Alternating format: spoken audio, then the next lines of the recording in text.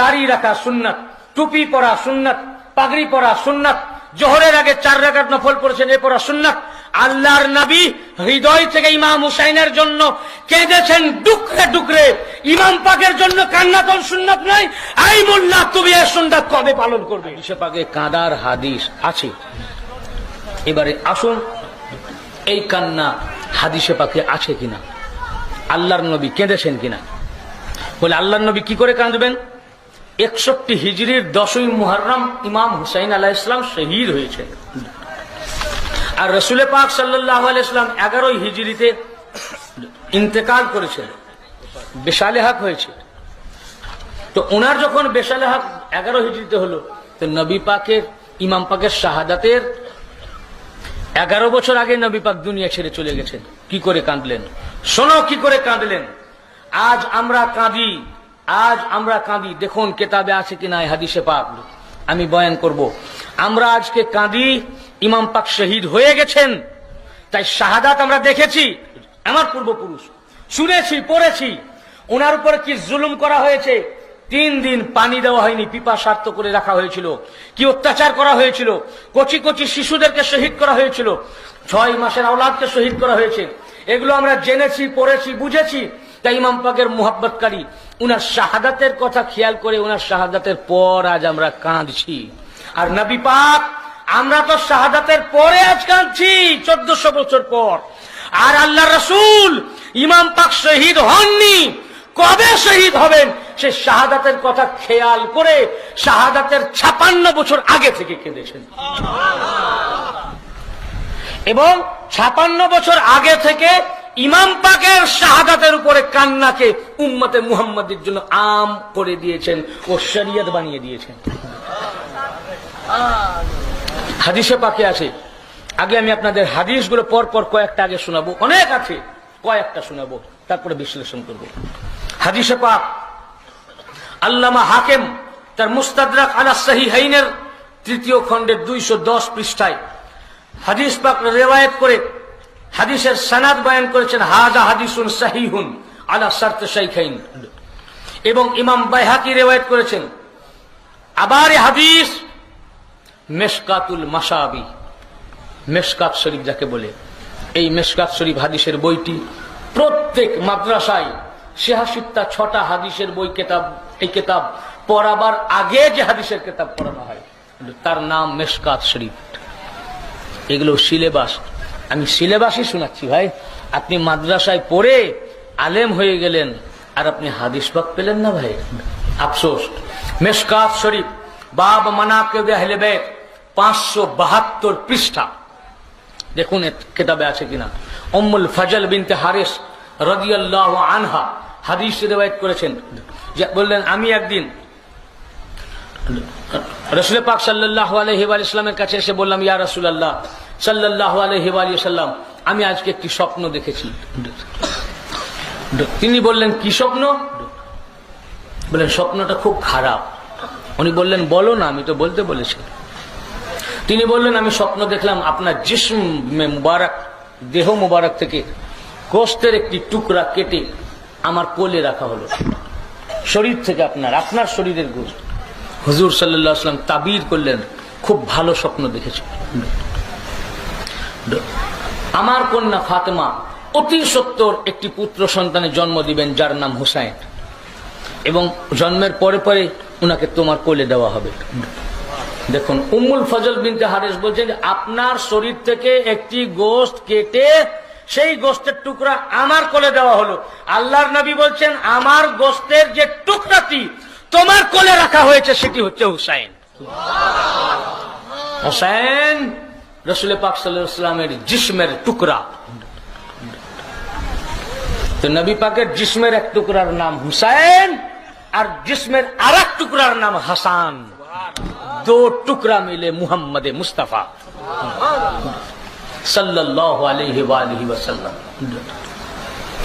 অতঃপর উম্মুল ফজল বিনতে হারিস রাদিয়াল্লাহু আনহা বয়ান করছেন মিশকাত শরীফ 572 পৃষ্ঠা। সত্যি সত্যি কিছুদিন পরে ইমাম হুসাইন আলাইহিস সালাম জন্মগ্রহণ করলেন, তো উনাকে আমার কোলে দেওয়া হলো। তখন আমি নবী পাক সাল্লাল্লাহু আলাইহি ওয়াসাল্লামের কোলে দিলাম।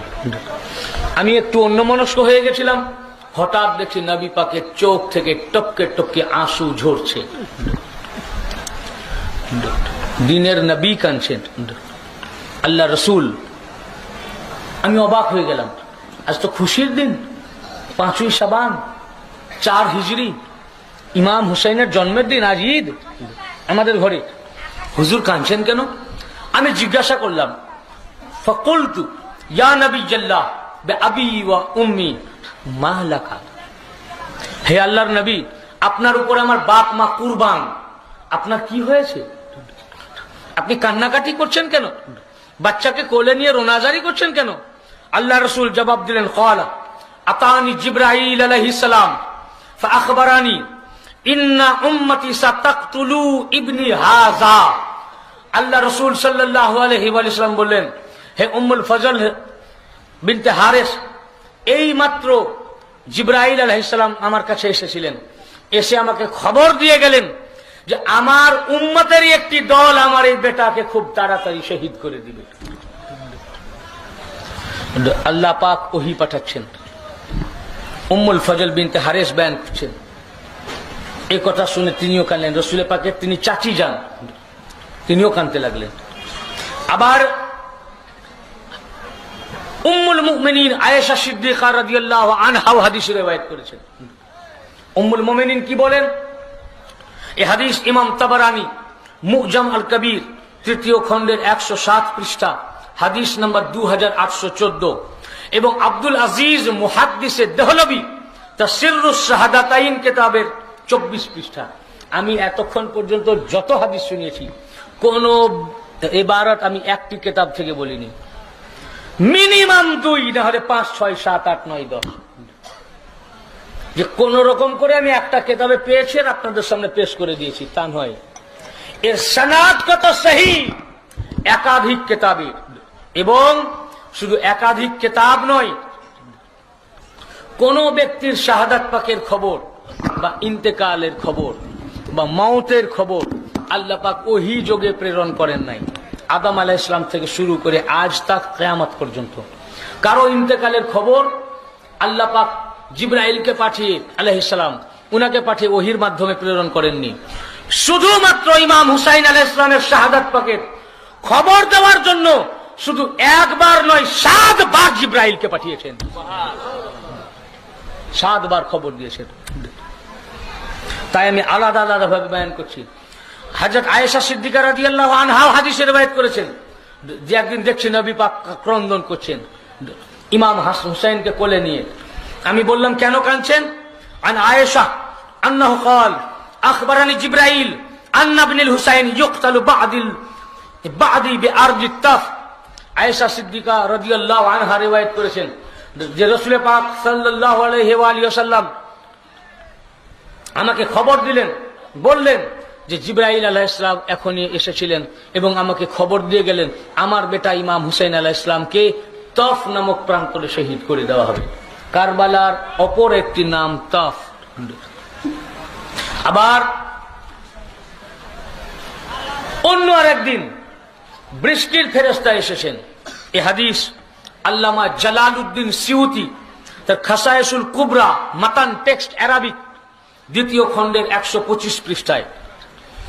আবার একই হাদিস আব্দুল আজিজ মুহাদ্দিসে দেহলভী সিররুশ শাহাদাতাইন কিতাবের 25 পৃষ্ঠায়, এবং ইবনে হাজার মাক্কি মুফতি হারামাইন শরীফাইন তার নিজের কিতাব আসওয়াইকুল মুহরিকা 192 পৃষ্ঠা, এবং হাফেজ ইবনে কাসির তার আল বিদায়া ওয়ান নিহায়া 11তম খণ্ডের 570 পৃষ্ঠা। 4খানা কিতাবের মধ্যে একই হাদিস বর্ণিত হয়েছে। হাদিস শরীফের রাবি হযরত আনাস বিন মালিক রাদিয়াল্লাহু আনহু তিনি riwayat করছেন। সব সাহাবী আলাদা আলাদা ভাবে বর্ণনা করেছেন যে বৃষ্টির ফেরেশতা একদিন আল্লাহ পাকের কাছে আরজ করলেন, ইয়া আল্লাহ আমাকে ইজাজত দেন আমি যাই আর নবী পাককে সালাম জানাই। আল্লাহ পাক বলেন, হ্যাঁ যাও, নবী পাককে সালাম জানাও, সেই সাথে সাথে একটি মেসেজ নিয়ে যাও উনার আহলে বাইত ইমাম হুসাইন আলাইহিস সালামের শাহাদাত পাকের। বারবার খবর পৌঁছাচ্ছেন। সেই ফেরেশতা এসেছেন, নবী পাক সেদিন উম্মে সালমা রাদিয়াল্লাহু আনহার ঘরে ছিলেন। যেহেতু ফেরেশতা মানবের আকারে এসে উনার সাথে কথা বলছেন, আল্লাহর নবী উম্মে সালমা উম্মুল মুমিনিন রাদিয়াল্লাহু আনহাকে বললেন, তুমি দরজায় বসে যাও, যে আমি এখন ফেরেশতার সাথে কথা বলছি, যাতে কোনো লোক ঘরে ঢুকে না যায়, কোনো লোক ঘরে ঢুকে না যায়। উম্মুল মুমিনিন উম্মে সালমা রাদিয়াল্লাহু আনহা বলেন যে আমি গার্ড বসে আছি, কাউকে ঢুকতে দেওয়া হবে না। এমন সময় বাচ্চা হুসাইন ছুটতে ছুটতে চলে আসলেন, আর এসে আমাকে অতিক্রম করে ভিতরে ঢুকে গেলেন। উম্মুল মুমিনিন বাধা দেন নাই ভাই। এই মোল্লা মৌলবীকে যদি গার্ড দেওয়া করাতেন, বললেন যে দাঁড়াও, আল্লাহর নবী মানা করেছেন। উম্মুল মুমিনিনের আকীদা দেখেন, তিনি জানেন যে আল্লাহর নবী যে হুকুম করেছেন কাউকে ঢুকতে দেবে না, এটা আম লোকের জন্য, সাহাবীদের জন্য, ঘরওয়ালার জন্য নয়। ইনি উনার শাহজাদা আছেন, যদি আমি ইনাকে আটকাই তো আমার খবর আছে। আল্লাহর নবী নারাজ হয়ে যাবেন, বললেন ছাড়, যান আপনার, হে শাহজাদা যান, আপনার জন্য আমি গার্ড নাই, সিধা চলে যান, আপনার দরজা হুজুরের কাছে সবসময় খোলা। গেলেন, 4খানা কিতাব থেকে কোট করেছেন। এই হাদিস যদি সহি না হতো হাফেজ ইবনে কাসির রিওয়ায়াতি করতেন না। কেন?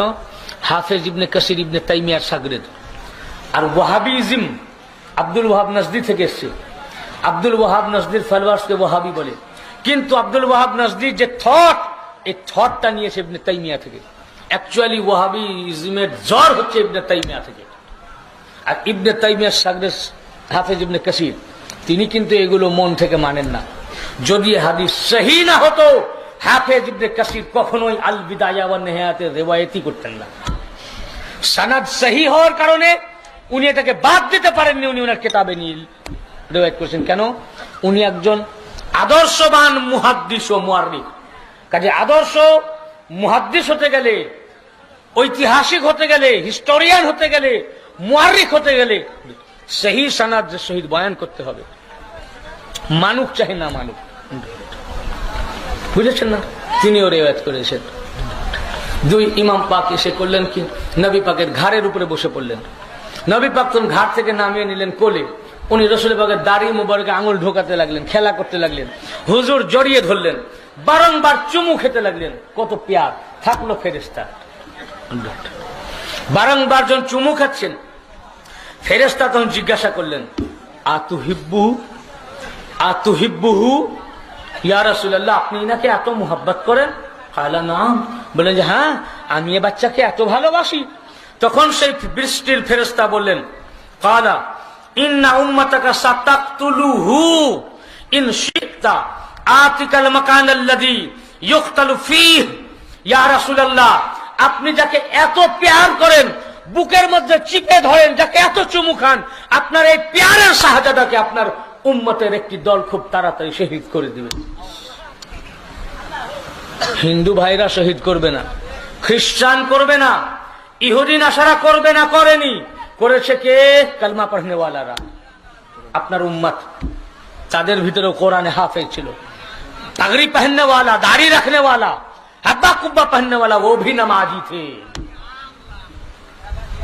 বলেন আপনার উম্মত। কাঁদালো কে? হুজুরকে কে কাঁদালো? তারই উম্মত হুজুরকে কাঁদিয়েছে। ইহুদি কাঁদায়নি, গায়ের মুসলিম কাঁদায়নি, হুজুর কাঁদতে লাগলেন। আল্লাহ রাসূল সাল্লাল্লাহু আলাইহি ওয়াসাল্লামকে তারপর সেই ফেরেশতা বললেন, ফাদারাবা বিয়াদিহি, বললেন যদি আপনি চান তো আপনাকে এখনই কারবালার মাটি এনে দিই। অতঃপর হাত মানলেন, আর সেখান থেকে লাল মাটি নিয়ে আসলেন। সেই মাটি নবী পাককে দিলেন, নবী পাক উম্মে সালমাকে দিলেন। উম্মে সালমা কাপড়ে বেঁধে নিলেন। আবার উম্মে সালমা রাদিয়াল্লাহু আনহা অন্য আরেকজন রিওয়ায়াত করছেন যে আল্লাহর নবী সাল্লাল্লাহু আলাইহি ওয়া সাল্লাম কে আল্লাহ পাক ওহীর মাধ্যমে এটাও জানিয়ে দিয়েছেন যে কোন দেশের বুকে আল ইমাম হোসেন শহীদ হবেন, সেই দেশের নামও বলে দিয়েছেন। উম্মে সালমা রাদিয়াল্লাহু আনহা রিওয়ায়াত করছেন, এই হাদিসও হাফেজ ইবনে কাসির তার আল বিদায়া ওয়ান নিহায়া 8ম খণ্ডের 196 থেকে 200 পৃষ্ঠা ব্যাপী বর্ণনা করেছেন, এবং কানজুল উম্মাল তার 12তম খণ্ডের 126 পৃষ্ঠায় রিওয়ায়াত করেছেন। আন উম্মে সালমা قالت قال رسول الله صلى الله عليه وآله وسلم أخبرني جبرائيل ইন্না ইন্না ইন্না ইবনুল হুসাইন ইউকতালু বিআরদিল ইরাক। উম্মে সালমা রাদিয়াল্লাহু আনহা রিওয়ায়াত করছেন যে আরেকদিন দেখছি নবী পাক কাঁদছেন। আমি বললাম, ইয়া রাসূলুল্লাহ, আপনি আজও কাঁদছেন? বলে, কি হলো? বলে, এখন আবার জিবরাইল এসেছিলেন, এসে খবর দিয়ে গেলেন, নতুন একটি খবর, যে আমার এই বেটা ইমাম হুসাইন আলাইহিস সালামকে শহীদ করবে আমার এই উম্মতের একটি দল ইরাকের মাটিতে। ইরাকের নাম বলেছেন। আবার মুজাম আল কবির তাবরানী শরীফের হাদিস, 3য় খণ্ডের 109 পৃষ্ঠা, হাদিস নাম্বার 2819। দেখুন ইমাম পাকের জন্য আল্লাহর নবী কত কেঁদেছেন, আর কাঁদাবার জন্য আল্লাহ পাক কতবার ফেরেশতা পাঠিয়েছেন, আর মোল্লার চোখে হাদিস একবারও পড়ল না। দেখুন এ সহি কিনা, হাদিসে আছে কিনা, আমরা হাদিস অনুযায়ী করি কিনা। উম্মে সালমা রাদিয়াল্লাহু আনহা রিওয়ায়াত করেছেন, উম্মুল মুমিনিন, আবার উম্মুল মুমিনিন রিওয়ায়াত করছেন, তামাম মুমিনদের মা, যে একদিন দেখছি ঘরের ভিতরে ঢুকে দেখছি 2 শাহজাদাকে কোলে নিয়ে এক কোণে বসে আল্লাহর রাসূল কান্নাকাটি করছেন। আমি বললাম, ইয়া রাসূলুল্লাহ, আপনি কাঁদছেন কেন? তো বললেন, এখনই জিবরাইল আলাইহিস সালাম এসেছিলেন, এসে আমাকে আবার খবর দিয়ে গেলেন, ইন্না উম্মাতাকা সাতাকতুলু হাযা বিআরদিন ইউকালু লাহা কারবালা। বললেন, এখনই জিবরাইল আলাইহিস সালাম এসে আমাকে খবর দিয়ে গেলেন, আমার এই শাহজাদা হুসাইনকে কারবালার মাটিতে আমার এই উম্মত শহীদ করে দিবে। এ হচ্ছে উম্মত, এ হচ্ছে উম্মত। আজও সেই উম্মত আছে ভাই, এক উম্মত শহীদ করেছে, আর সেই উম্মতে ইয়াজিদি রক্ত যাদের শিরা উপশিরা দিয়ে প্রবাহিত হচ্ছে, তারা চিন্তা করছে উনাকে আমার পূর্বপুরুষ শহীদ করার পরেও ইয়া হুসেন জয়ধ্বনি কেন উঠছে, আমার বাপদাদা ইয়াজিদের নাম কেন হয় না? তাই তারাও আজকেও নবী পাককে কাঁদাচ্ছে যে ইনাদের জন্য কান্নাকাটি করা হারাম, শিরক, বিদআত বলে। এরা আজও কাঁদাচ্ছে, আজও কাঁদাচ্ছে।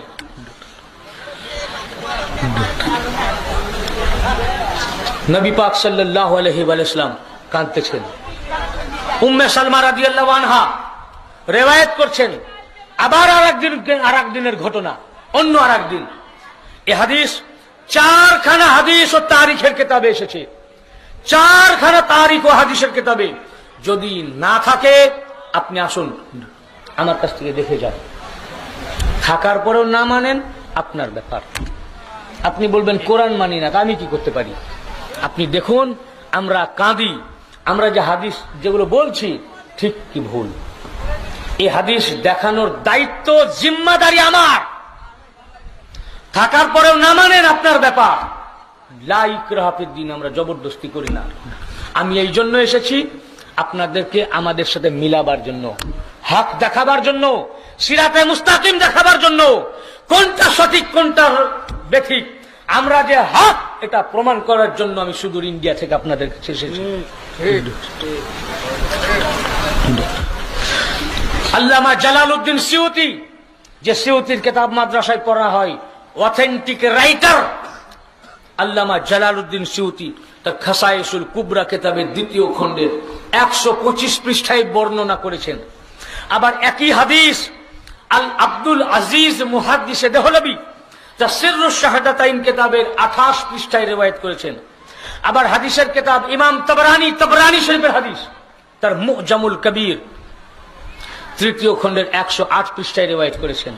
আবার ইবনে হাজার আসকালানী, যিনি বুখারী শরীফের সারার লিখেছেন, সারা ফতহুল বারি ফি শারহে সহিহ বুখারী, বুখারী শরীফের সারা, আজিম মুহাদ্দিস, আসমাউর রিজালের সবচেয়ে বড় লেখক ইবনে হাজার আসকালানী তার তাহজিবুত তাহজিব কিতাবের 2য় খণ্ডের 347 পৃষ্ঠা, এর মধ্যে রিওয়ায়াত করেছেন যে উম্মে সালমা রাদিয়াল্লাহু আনহা রিওয়ায়াত করছেন যে আমার ঘরে একদিন নবী পাক হাসান বা হুসাইন আলাইহিস সালামকে নিয়ে খেলা করছিলেন, খেলছেন, আদর করছেন, প্যার করছেন। এমন সময় আল্লাহ পাক জিবরাইলকে পাঠিয়ে দিলেন। জিবরাইল আলাইহিস সালাম এসে বললেন, ইয়া রাসূলুল্লাহ, আপনি 2 শাহজাদার সাথে খেলা করছেন? বললেন যে হ্যাঁ। বললেন, জানেন আপনার এই 2 শাহজাদাকে খুব তাড়াতাড়ি আপনার উম্মতের একটি দল শহীদ করে দিবেন, তার জন্য আমি কারবালার লাল মাটি এনেছি। আল্লাহর নবী সেই মাটি নিয়ে নিলেন। হাদিসে পাকের লাভ, যদি এই লাইনটি না থাকে আমার চ্যালেঞ্জ।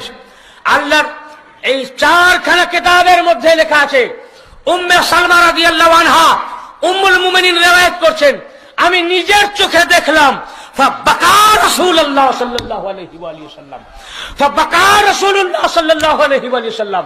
বলে আল্লাহর নবী কখন কেঁদেছেন? উম্মুল মুমিনিন সে পুছো, বলে নিজের চোখে দেখলাম আল্লাহর নবী বিলাপ শুরু করে দিয়েছেন, কান্নাকাটি।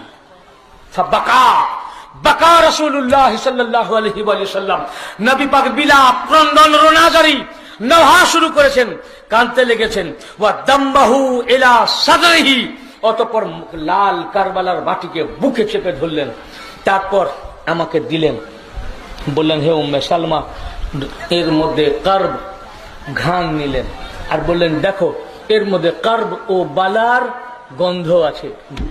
অতঃপর আল্লাহর নবী বললেন, ইয়া উম্মে সালমা, ইযা তাহাওয়ালাত হাযিহি তুরবাতু দামান ফা'লামি আন্নাবনি ক্বাদ কুতিলা।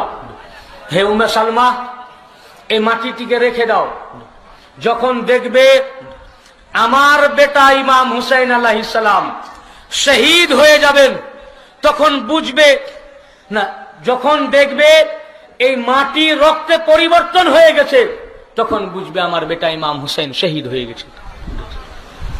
তার মানে নবী পাক এক গায়েবের খবর দিলেন, যেদিন ইমাম হুসাইন শহীদ হবেন সেদিন পর্যন্ত তুমি হায়াতে থাকবে, তাই ওনাকে দিলেন। আর বললেন, যেদিন দেখবে মাটি রক্তে রূপান্তরিত হয়েছে সেদিন বুঝবে আমার বেটা ইমাম হুসেন শহীদ হয়ে গেছে।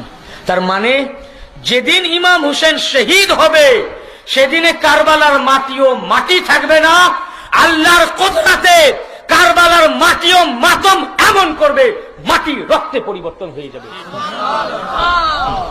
উম্মে সালমা রাদিয়াল্লাহু আনহা রিওয়ায়াত করছেন, ফাজআলাতহা উম্মে সালমা ফি কারুরা।